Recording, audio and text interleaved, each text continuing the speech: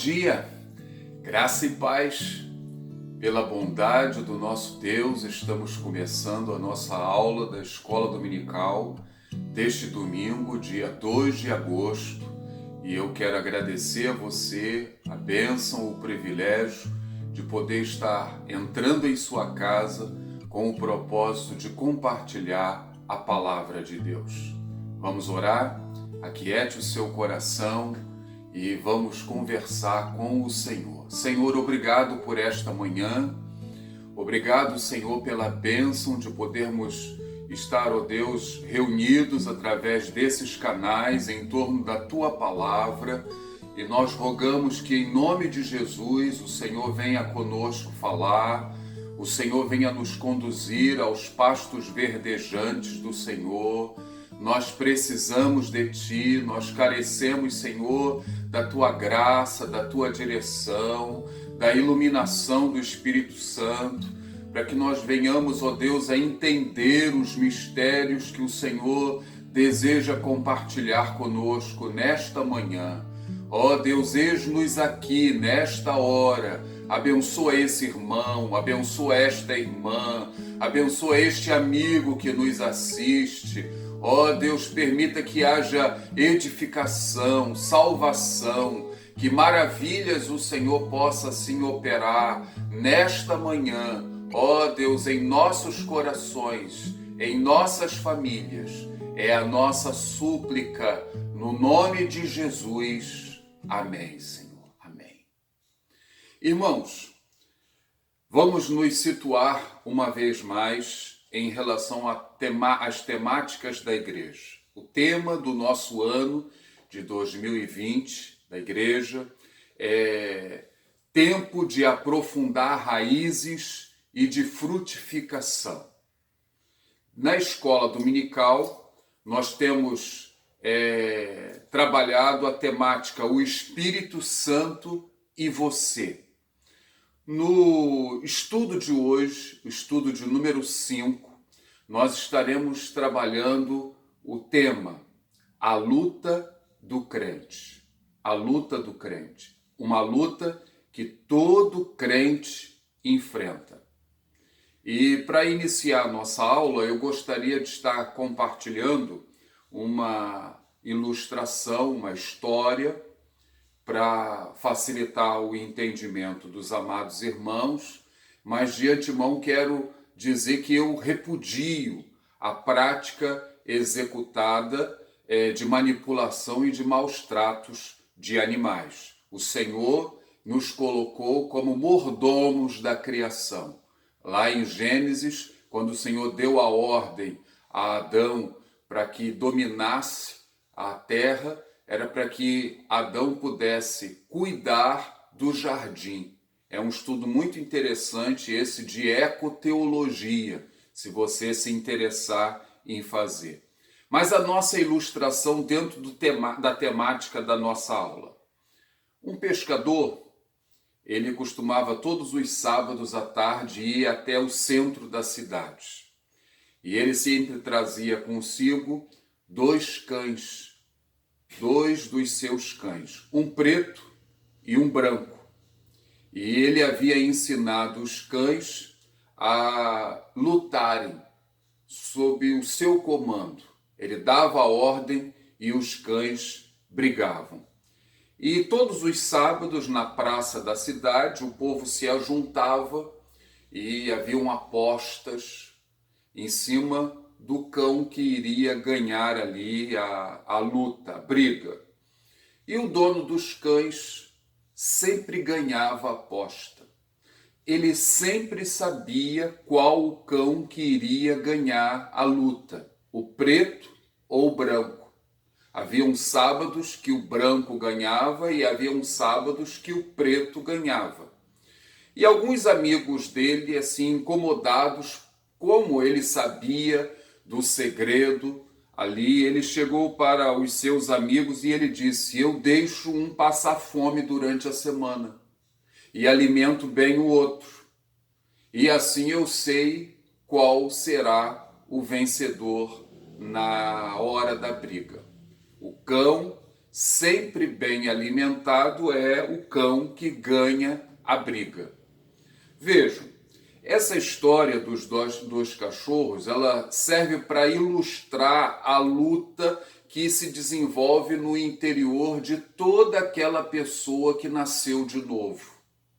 Toda pessoa que nasce de novo, e eu disse em estudos anteriores, o Espírito Santo vem morar na vida dessa pessoa. E quando ele vem morar na vida do crente, do novo crente, ele passa a ter uma nova natureza. E a partir daí, passa a haver uma luta entre a nova natureza, a natureza espiritual, e a velha natureza. A velha natureza. Qual natureza vai ganhar essa batalha? Aquela que você melhor alimentar. Vamos refletir sobre isso? E eu quero, no primeiro ponto da nossa aula, falar sobre essa luta do ponto de vista bíblico. Quero mostrar para vocês alguns textos do Novo Testamento que falam desse conflito interior na vida do crente. Então, em primeiro lugar, a luta interior. Romanos capítulo 7. É um texto que você deveria ler com calma, com cuidado, e eu gostaria de destacar aqui alguns versículos. Acompanhem comigo. Romanos capítulo 7, verso 15, nos diz assim, abre aspas, porque nem mesmo compreendo o meu próprio modo de agir, pois não faço o que prefiro, e sim o que detesto. O apóstolo Paulo, nesse versículo, diz que ele gostaria de agir de um jeito, mas ele acaba agindo de outro jeito. Ele faz aquilo que ele detesta, ele acaba fazendo aquilo que ele não gostaria de fazer. Viu aí? Alguns versículos abaixo, Romanos capítulo 7, verso 21, ele diz, então, ao querer fazer o bem, encontro a lei de que o mal reside em mim. Fecha aspas. Ele deseja fazer a coisa certa, mas ele descobre que o mal está presente dentro dele. Ele sabe o que é correto, mas ele acaba fazendo o errado.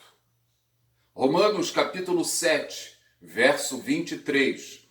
Mas vejo nos meus membros outra lei que, guerreando contra a lei da minha mente, me faz prisioneiro da lei do pecado que está nos meus membros. Ele fala da lei da mente, ele sabe o que ele deve fazer, mas há uma outra lei dentro dele. Então ele fala da lei da mente. E aqui você já vai entender um detalhe interessante para alcançarmos vitória. Mas antes vamos ler mais um versículo. Romanos 7, 25. Graças a Deus por Jesus Cristo, nosso Senhor. De maneira que eu, de mim mesmo, com a mente, sou escravo da lei de Deus, mas segundo a carne, da lei do pecado. Ele fala da lei da mente e fala da lei da carne. Lei da mente, lei da carne. Ele diz, graças a Deus por Jesus Cristo. A nossa vitória está em Jesus Cristo. E qual é o segredo que a gente pode destacar aqui? Está em você fortalecer a sua mente. A vitória na vida cristã passa necessariamente pela maneira como nós preenchemos a nossa mente, os livros que lemos, os programas de TV que assistimos, viu? Os sites que acessamos. É muito importante que você procure encher a sua mente com coisas boas, com as coisas de Deus, que você abasteça a sua mente com as coisas de Deus. E você assim se sujeite ao Senhor, para que você possa vencer a batalha que existe na vida de todo crente. Então, Romanos capítulo 7 é a primeira passagem da Escritura que quero aqui destacar. A segunda passagem é Gálatas capítulo 5, e quero ler com vocês inicialmente os versos 16 e 17.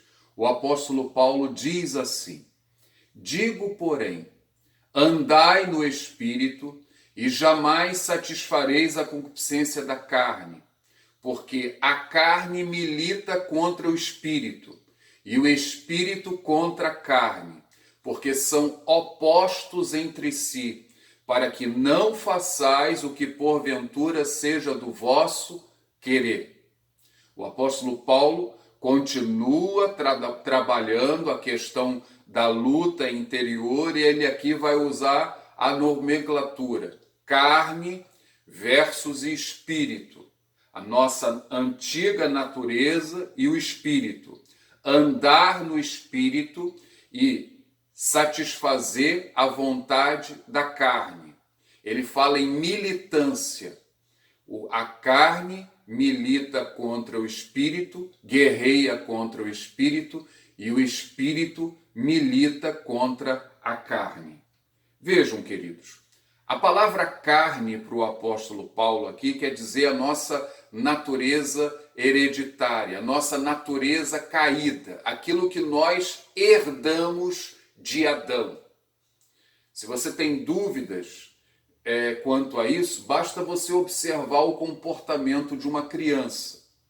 Ela logo cedo, ela aprende a mentir, ela aprende a disfarçar, a dissimular sem que ninguém a ensine. E a gente fica surpreso, boquiaberto, como a criança aprende a disfarçar e a mentir daquela forma sem que ninguém a ensinasse. Isso é o quê? É a nossa natureza pecaminosa. O salmista Davi, ele quando confessa o seu pecado, quando ele pede perdão a Deus pela grande bobagem que ele fez, do adultério, do homicídio, ele vai dizer no Salmo 51, verso 5, ele diz assim: eu nasci na iniquidade, e em pecado me concebeu a minha mãe. Ele vai declarar que ele sabe que ele nasceu com a natureza pecaminosa. Os evolucionistas, eles afirmam que aquilo que nós chamamos de natureza adâmica é o que restou dos nossos ancestrais. Viu? Nessa escala evolutiva é o que ainda sobrou. Por isso que nós ainda estamos evoluindo. Mas sejamos sinceros, em termos de moral, em termos de ética, em termos de princípios, a nossa sociedade não está evoluindo, mas ela está regredindo. Não é verdade que há, nesse sentido, uma evolução. Nós temos visto uma deteriorização dos princípios morais, temos visto uma deterioração da ética, e isso aí vai de contra a evolução. A palavra espírito, por outro lado, é o Espírito Santo. É o Espírito que nos renova, é o Espírito que nos regenera, é o Espírito que nos traz uma nova natureza. Então, é a carne versus o Espírito Santo. Esses dois conceitos, carne e espírito, vivem uma ferrenha oposição entre eles, dentro do cristão. E não há como se estabelecer um acordo, uma harmonia entre a carne e o espírito. Quero pensar com vocês sobre as obras da carne. É o segundo ponto da nossa lição, conforme relatado no texto de Gálatas, capítulo 5. E quando nós falamos das obras da carne, é importante nós salientarmos que a nossa natureza velha, a nossa natureza caída, ela é secreta, ela é invisível, mas as obras que ela nos leva a cometer, elas são públicas, elas são evidentes. E nós podemos aqui resumir essas obras da carne em 4 áreas. Quais seriam elas? A primeira área, a área do sexo. A área do sexo. Gálatas, capítulo 5, verso 19, o apóstolo Paulo vai dizer que as obras da carne são prostituição, impureza, lascívia. Então são 3 obras relacionadas ao sexo. O que dizem, o que ensinam, os especialistas sobre essas 3 palavras na língua original? A palavra prostituição significa o sexo em troca de uma remuneração. O sexo em troca de algo, que pode ser dinheiro, pode ser um favor, pode ser um presente. Então, você pratica o sexo em troca de alguma coisa, em troca de alguma coisa. É importante nós frisarmos que o sexo é uma bênção de Deus. Deus deu o sexo ao homem como não deu a nenhum outro animal. O animal, ele pratica o sexo só por ocasião do cio, com o objetivo de procriar. Essa não é o que se aplica, a verdade que se aplica em relação ao ser humano. O ser humano, ele pratica o sexo a qualquer momento, não simplesmente para a procriação. E Deus deu o sexo ao homem para o seu deleite. O sexo é um meio de comunicação no casamento. É uma maneira do casal se comunicar, é uma maneira de demonstrar a afetividade, de demonstrar o sentimento. É uma entrega à pessoa que você ama. Então, o sexo é uma bênção de Deus para ser praticado no contexto do casamento, ok? Então, a palavra prostituição é o sexo em troca de uma remuneração. Em segundo lugar, a impureza. Qual é a ideia da impureza? A impureza deve ser entendida como todo tipo de comportamento anormal ligado ao sexo. Sexo antes do casamento, fora do momento. Às vezes a pessoa quer antecipar alguma coisa, não é a hora, viu? O sexo anormal.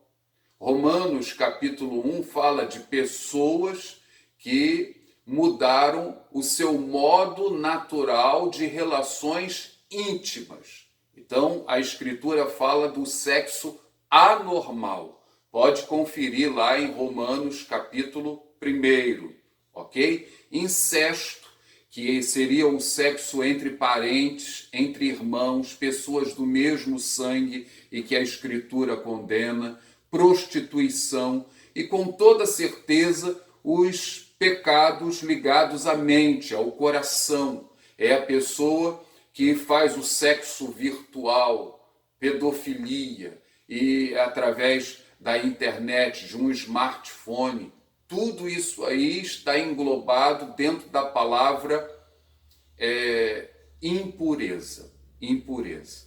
A terceira palavra dessa categoria da área do sexo é lascívia. Qual é a ideia da palavra lascívia? Essa palavra lascívia poderia ser traduzida como indecência, falta de decoro.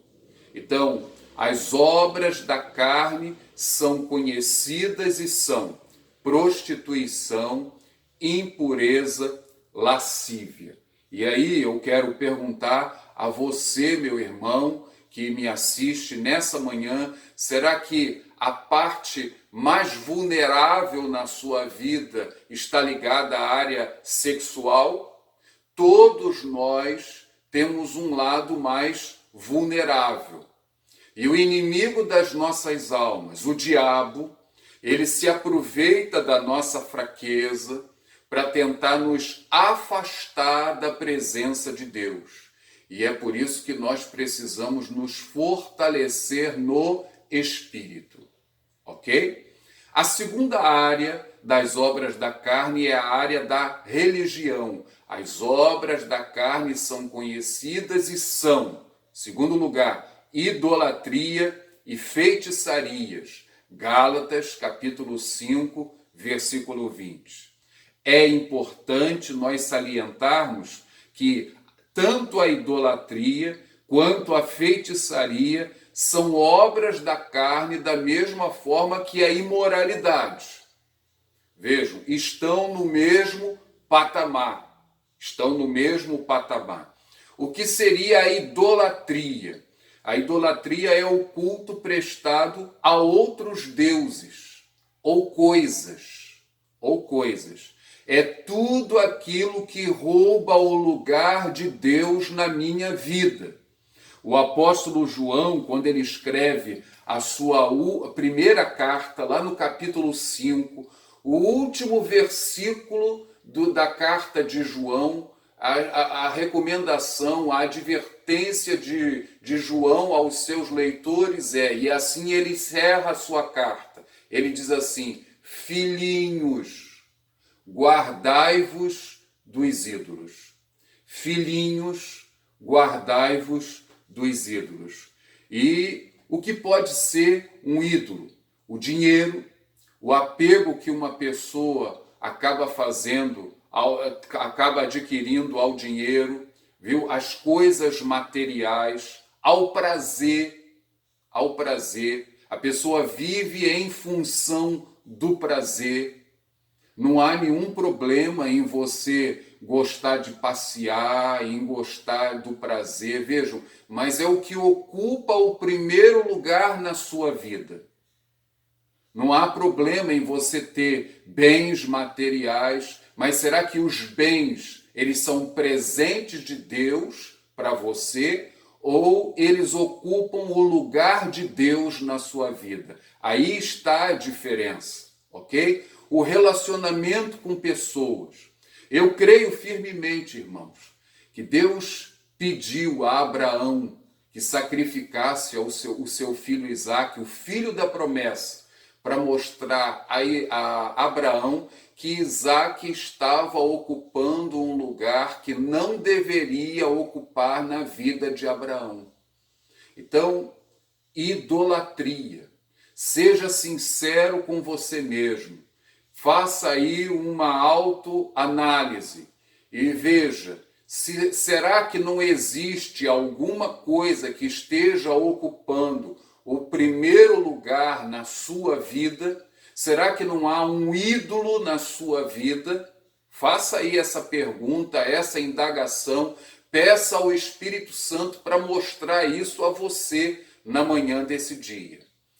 A segunda área da religião é a feitiçaria, que tem a ideia aqui do intercâmbio secreto com poderes das trevas. Essa palavra aqui traz a alusão ao uso de porções, de magia. Historicamente falando, nós temos a tendência em atribuir a feitiçaria sempre aos cultos afros. Veja bem, isso é um reducionismo, porque a feitiçaria ela está no mundo inteiro, Achamos às vezes que não há nada demais numa bruxinha do bem. As pessoas assistem séries com bruxinhas. Vejam, aquilo tudo ali é feitiçaria. Fadas é feitiçaria. Tudo é feitiçaria. E tudo desagrada a Deus. E tudo isso aí está no mesmo patamar que a imoralidade, conforme disse anteriormente. Então, tenha cuidado para que nada ocupe o lugar de Deus na sua vida. A terceira área das obras da carne, as obras da carne são conhecidas e são da área social. Inimizades, porfias, ciúmes, iras, dissensões, discórdias, dissensões, facções, invejas. Gálatas 5, verso 20 e verso 21. Eu quero só fazer alguns destaques aí dessa área social. Notem, também estão no mesmo patamar que a imoralidade. Às vezes nós nos escandalizamos com o adultério de alguém, mas nós não nos escandalizamos com a falta de perdão, com um relacionamento rompido. E o apóstolo Paulo vai colocar para todos nós aqui que isso tudo é obra da carne. Tudo isso é condenado pelo nosso Deus. Nós precisamos tomar muito cuidado. Inimizade. Essa palavra inimizade poderia ser traduzida por ódio, por hostilidade, por antipatia, por antagonismo, por rancor, por aversão e forte repugnância. Há isso no seu coração, na sua vida, repreenda isso em nome de Jesus na sua vida, meu irmão. A palavra porfia, que é uma palavra que nós não costumamos usar, pelo menos nesses dias, traz a ideia de desarmonia, de contenda, de briga, de discussão, de discórdia. Muitas igrejas são vítimas de discórdia internas. Discórdias internas. Muito tititi. Isso é pecado. Isso entristece o Senhor, isso entristece o Espírito Santo. Viu? E isso também precisa ser repreendido em nome de Jesus. O ciúme. Às vezes rimos diante do ciúme. Um pecado muito comum. Está no mesmo patamar que a imoralidade. O que é o ciúme? O ciúme implica em inveja. Quando alguém recebe a honra que nós gostaríamos. Nós gostaríamos. É um tipo de inveja. E é obra da carne. Repreende isso na sua vida. Iras. A ideia aqui é de uma explosão de cólera. Algo impetuoso. É como se o vulcão entrasse em erupção em você. Isso é algo que o Senhor não quer que aconteça na sua vida. Viu? Eu, certa ocasião, ouvi de uma pessoa que ela já havia orado, ela já tinha pedido ao Senhor que repreendesse o seu jeito de falar, os seus palavrões, a sua cólera. Ela disse, eu acho que Deus não quer que eu mude não, porque eu continuo do mesmo jeito. Há uma luta, vejam, olha a desculpa dessa pessoa. Você precisa pelejar contra essas coisas. Essas coisas representam a carne. E o Senhor deseja que o Espírito domine a sua vida. Quarta área é a área do físico. E nós poderíamos aqui dizer bebedices e glutonarias. Gálatas, capítulo 5, verso 21. O termo grego aqui para bebedice, né, significa tolerância em relação às bebidas alcoólicas. O álcool, ele tem a sua utilidade medicinal, mas ele pode se tornar uma terrível droga. E aí eu quero chamar a sua atenção em relação a isso aí.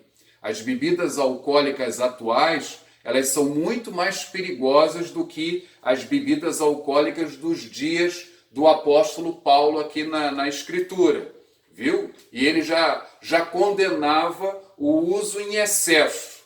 As bebidas de hoje, num processo industrial, elas têm um teor alcoólico muito maior.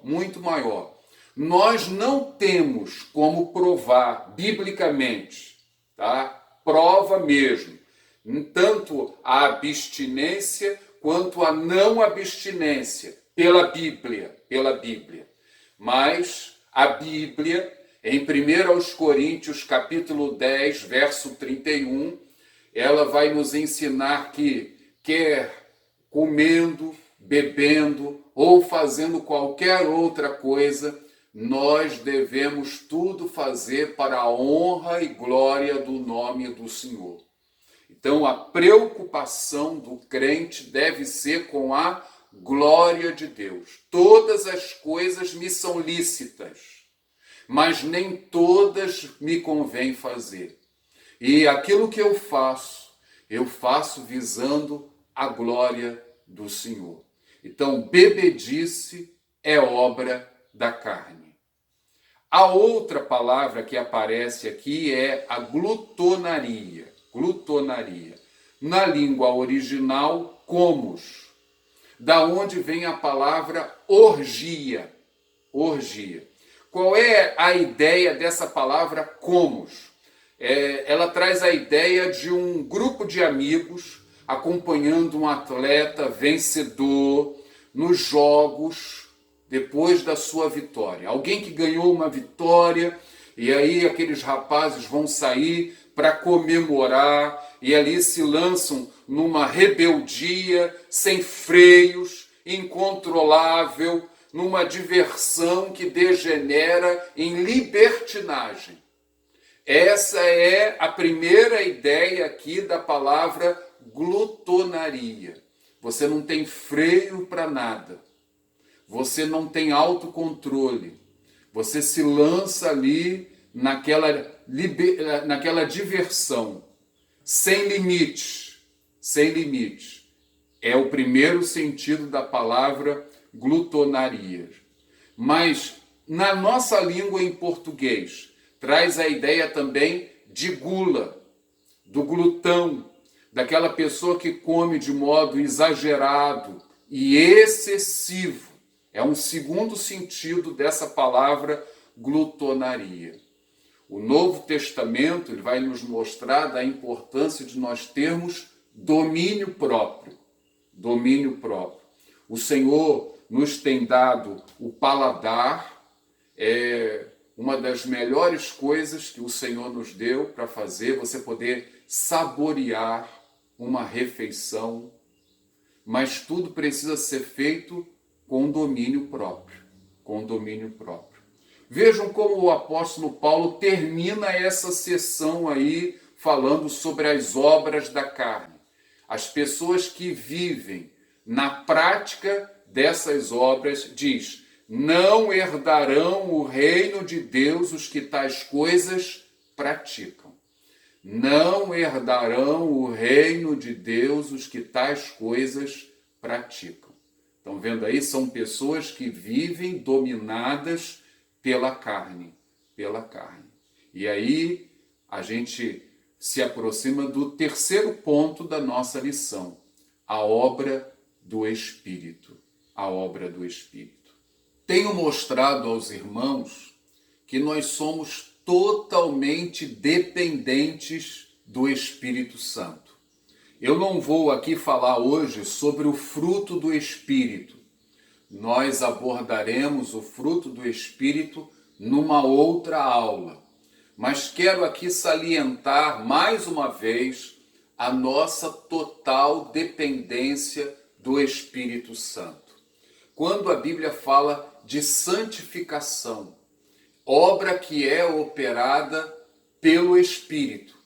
E quero demonstrar aqui um sentido diferente do que nós costumamos ver na santificação. Em certo sentido, a palavra santificação, ela aparece em 3 etapas na Escritura.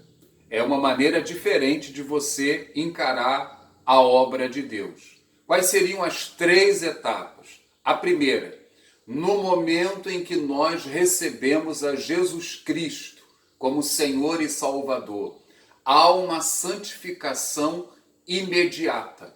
Imediata. Você, quando recebe a Jesus como Senhor e Salvador, você é chamado para fora do mundo. Você é trazido pelo Senhor Jesus. Você é tirado do mundo. Veja, é o sentido da palavra igreja. Olhem só o que o apóstolo Paulo nos revela em 1 Coríntios, capítulo 1, verso 2. aos santificados em Cristo Jesus, chamados para ser santos, com todos os que em todo lugar invocam o nome de nosso Senhor Jesus Cristo, Senhor deles e nosso. Paulo, ele está aqui falando aos santificados em Cristo Jesus, chamados para ser santos. Eu, quando entreguei o meu coração para Jesus, eu, quando recebi o chamado de Deus para a salvação, eu fui chamado para ser santo. Eu vivo uma vida separada. E quem realizou esta obra na minha vida e na sua vida? O Espírito Santo. Ele nos convenceu do pecado, ele nos convenceu da justiça de Deus, do juízo do Senhor. Foi ele quem operou em nossas vidas esta obra maravilhosa. E a segunda etapa, à medida em que nós progredimos na vida cristã, nós somos santificados progressivamente. É um processo. O Espírito Santo, ele vai trabalhando em nossas vidas à medida em que nós a ele nos rendemos. Ele vai nos transformando, ele vai nos moldando na imagem do nosso Senhor e Salvador Jesus Cristo. É o processo da santificação. Aleluia. E o terceiro e último processo é da glorificação. Quando nós formos para o céu, a santificação será total, completa, ou quando Jesus Cristo voltar. É o que a gente costuma chamar de glorificação, mas que na Bíblia você também tem a palavra santificação sendo usada nesse sentido. Normalmente, nós usamos uma outra terminologia, a terminologia usada por John Stott, na justificação. Eu fui salvo da penalidade do pecado. Na santificação, eu estou sendo salvo do poder do pecado. E na glorificação, eu serei salvo da presença do pecado. Eu não terei mais em mim a natureza pecaminosa. E você também não. Louvado seja o nome do Senhor. Talvez você possa perguntar assim, mas pastor, qual é a garantia que o Senhor nos dá diante de tudo isso? A primeira garantia é o Espírito Santo. O Espírito Santo é o selo que o Senhor nos deu. É a garantia, é o penhor do resgate da nossa herança. A segunda, a promessa. O Senhor, quando nos fala da predestinação. Os crentes, às vezes, ficam incomodados com a questão da predestinação. Como foi? Viu? Como deixou de ser? Ah, eu acho isso, eu acho aquilo. Veja, essa não é a coisa mais importante na doutrina da predestinação. Nós devemos olhar qual o propósito da predestinação. É isso que o Senhor deseja que eu observe. É isso que o Senhor deseja que você observe. E qual é o propósito da predestinação? Romanos 8, 29, ele diz assim: porquanto aos que de antemão conheceu, também os predestinou para serem conformes à imagem de seu Filho, a fim de que ele seja o primogênito entre muitos irmãos. Por que eu fui predestinado? Por que você foi predestinado? Para você ser conforme, nós sejamos conforme a imagem do nosso Senhor Jesus Cristo. Louvado seja o nome do Senhor. E é dessa maneira como o Senhor nos olha. O Senhor, quando Ele olha para mim, o Senhor, quando Ele olha para você, Ele já nos vê como um produto acabado. Ele já nos vê lá na frente, na ocasião da volta de Jesus Cristo. Eu me lembro que quando eu estava construindo a minha casa, e ainda nos tijolos eu chegava para olhar a obra e eu já via a casa pronta. Outra pessoa poderia chegar e ia ver o alicerce, ia ver os tijolos, algo incompleto, mas eu chegava na obra e eu já via a obra feita, eu já imaginava como eu iria agir dentro daquela casa, como seria a minha vida, e olha que ali a casa ainda estava sendo construída, O Senhor, embora a obra não esteja ainda efetivada, completa na minha vida e na sua vida, Ele já nos vê como no dia final em Cristo Jesus. Concluindo aqui a nossa lição desta manhã, todo crente vive uma luta dentro de si. É a luta da carne versus o espírito. Houve um teólogo escocês chamado Horatius Bonar.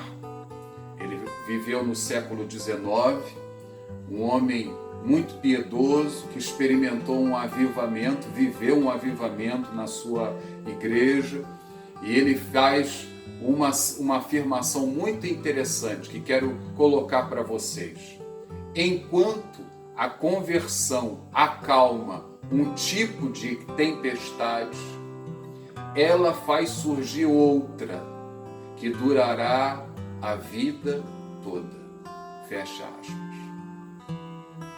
Quando nós nos convertemos, um tipo de tempestade é abrandada. Você passa a ter o relacionamento com o Senhor.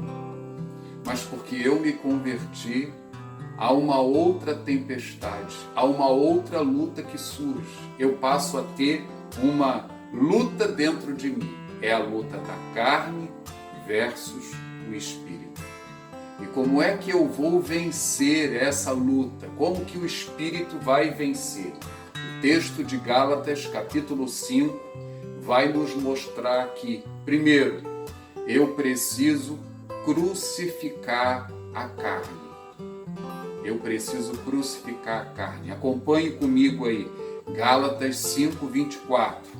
E aos que são de Cristo Jesus, crucificaram a carne, com as suas paixões e concupiscências. Crucificaram a carne. Eu não vivo mais para a carne. Eu tomei a decisão de viver para Jesus. Eu tomei a decisão de viver para o agrado do Senhor. Então, essa é uma experiência que eu preciso viver todos os dias. Como disse na aula, todos nós temos o nosso ponto vulnerável. Alguns são na área do dinheiro, outros são na área do ego, do orgulho, outros são na área sexual. Cada um de nós tem um lado mais vulnerável. Qual é o seu? Todos os dias você precisa crucificar a sua carne. Se você deseja ter uma vida cristã vitoriosa, você precisa morrer para você mesmo todos os dias. E o segundo segredo aqui para você ter uma vida cristã vitoriosa, Gálatas 5, 25. Se vivemos no Espírito, andemos também no Espírito. O Espírito já está em você, você já é uma nova criatura, então permita-se ser guiado por Ele. Permita-se ser cheio por Ele, para que Ele possa te dar vitórias para a glória do nome do Senhor. E aí eu quero perguntar a você, crente, como está a sua vida cristã? Como está? Será que ela tem sido marcada por altos e baixos? Muitas derrotas? Na lição de hoje, nós aprendemos o segredo de uma vida cristã vitoriosa. Eu preciso matar de fome a minha velha natureza, a carne. Eu preciso eliminar as coisas impuras que enfraquecem o meu espírito. eu preciso lançar fora, eu preciso mortificar a minha carne. E eu preciso fortalecer o meu espírito com as coisas do Senhor, viver para Ele, me alimentar do leite espiritual, do alimento sólido da palavra de Deus. É assim que nós vamos alcançar uma vida cristã vitoriosa. Que o Senhor assim traga despertamento espiritual a mim e a você.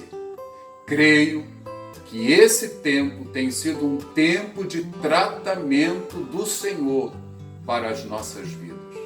Ele deseja nos levantar, nos usar para a glória do seu nome.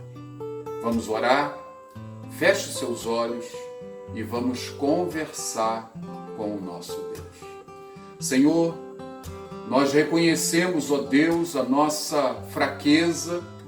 Nós reconhecemos, Senhor, que não temos dado lugar ao Espírito Santo na medida em que nós deveríamos. E eu quero rogar ao Senhor, em nome de Jesus, o teu perdão pela nossa inércia, o teu perdão pela nossa desobediência, o teu perdão, Senhor, pela legitimidade que muitas vezes temos dado ao diabo para agir em nossas vidas, em nossas casas. E eu quero, Senhor, em nome de Jesus, rogar que o Senhor venha nos assistir nesta manhã, em meio à nossa fraqueza.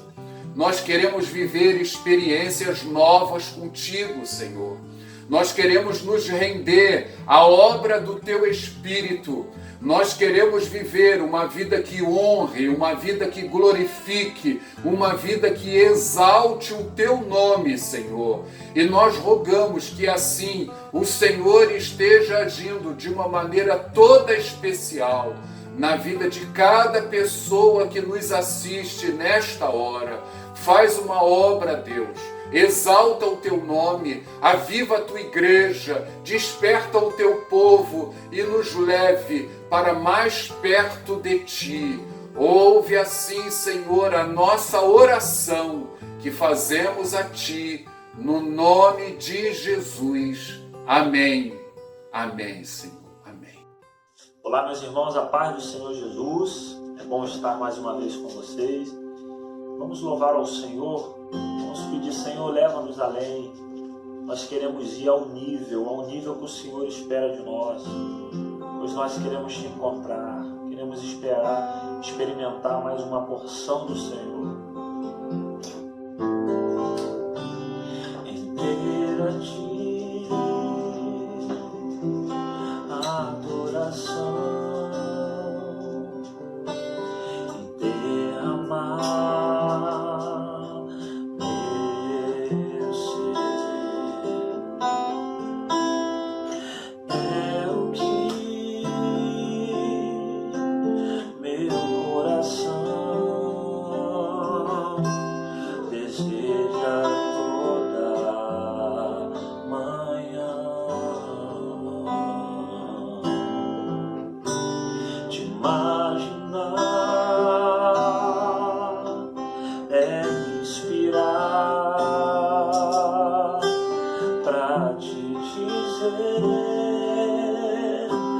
Estou apaixonado cada vez mais por ti.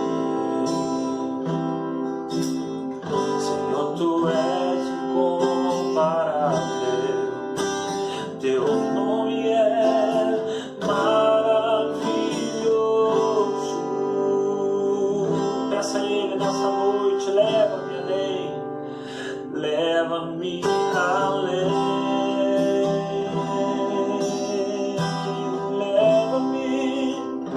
leva-me além.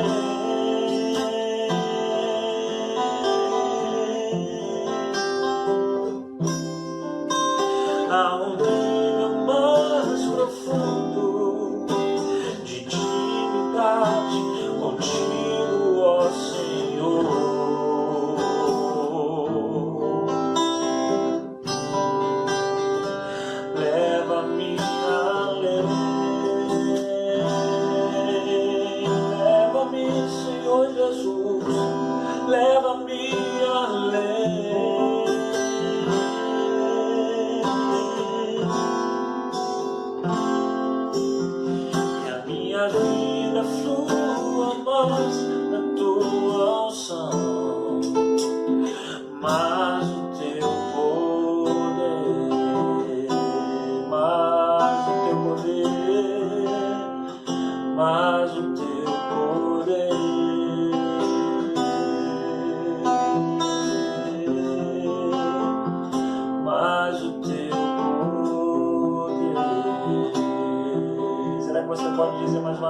mais o teu poder, mais o teu poder,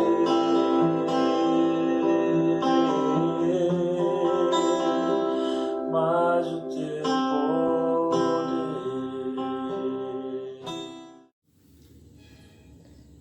Obrigado pela companhia nessa manhã. Se Deus permitir, logo mais estaremos juntos. Grande abraço. Shalom Adonai. Graça e paz, irmãos.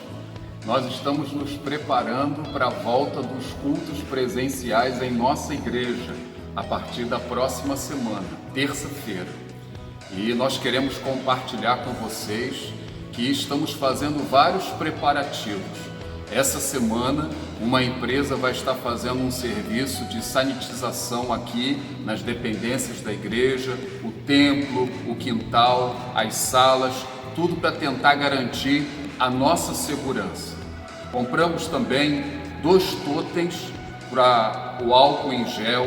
Nós vamos ter o álcool em gel espalhado em vários lugares também, visando a nossa segurança. Na entrada da igreja, todos passarão por um termômetro infravermelho, viu? Visando também a nossa segurança. Alguns banners, cartazes educativos estarão espalhados, mostrando a importância de alguns cuidados, para que assim nós possamos ter a maior tranquilidade possível. Recomendamos que crianças, idosos e pessoas portadoras de doenças crônicas não venham aos cultos para a sua própria segurança. Agora, caso você tenha sintomas de Covid-19 ou você esteja auxiliando no cuidado de alguém que esteja com Covid-19, já não é uma recomendação. Você não deve mesmo participar dos cultos. Por medidas de segurança e atendendo às orientações das autoridades sanitárias, a nossa capacidade de acomodação estará reduzida a 30%, para que nós possamos atender a todos que aqui chegarem para o nosso culto, não haja nenhum tipo de constrangimento. Nós estaremos oferecendo para os cultos de domingo ingressos gratuitos, através do aplicativo da igreja e através da secretaria, caso o irmão, a irmã tenha dificuldades de acesso ao aplicativo da igreja. Algumas informações importantes para você que vai estar participando dos cultos. Primeira delas, não esqueça a sua máscara. Não será permitida a entrada de ninguém nas dependências da igreja sem a máscara de proteção. Chegando aqui, todos deverão se dirigir à porta principal. Na porta principal, a temperatura de todos será aferida. E uma vez que a entrada esteja liberada, procure um lugar marcado, respeitando assim o distanciamento determinado pelas autoridades sanitárias. É importante também que você traga a sua água para a sua segurança, que você evite consumir a água do bebedouro da igreja. É verdade que estamos há quase 5 meses aguardando o momento dessa volta. O desejo de darmos um abraço no irmão, um beijo, é grande, mas eu quero pedir a você, em nome da segurança de todos, que você procure expressar o seu gesto, o seu carinho de uma outra forma, viu? Fale com os olhos, mande um abraço à distância. Isso é muito importante para a segurança de todos nós. E na saída também do culto, evite aglomerações. É importante. É nossa pretensão, no dia 9 de agosto, domingo, o primeiro domingo da nossa volta, celebrarmos a ceia do Senhor. Estamos tomando todos os cuidados para que isso possa acontecer. Com certeza, a nossa capacidade será reduzida e por isso nós estaremos celebrando a Santa Ceia também nos outros domingos do mês de agosto, uma vez que ficamos sem esta celebração desde o mês de março. Talvez você que não possa estar conosco nesse retorno, fique triste por não poder estar aqui. Mas eu quero dizer a você que nós continuaremos com as nossas reuniões de oração através do aplicativo Meet, só que elas estarão acontecendo às quartas-feiras.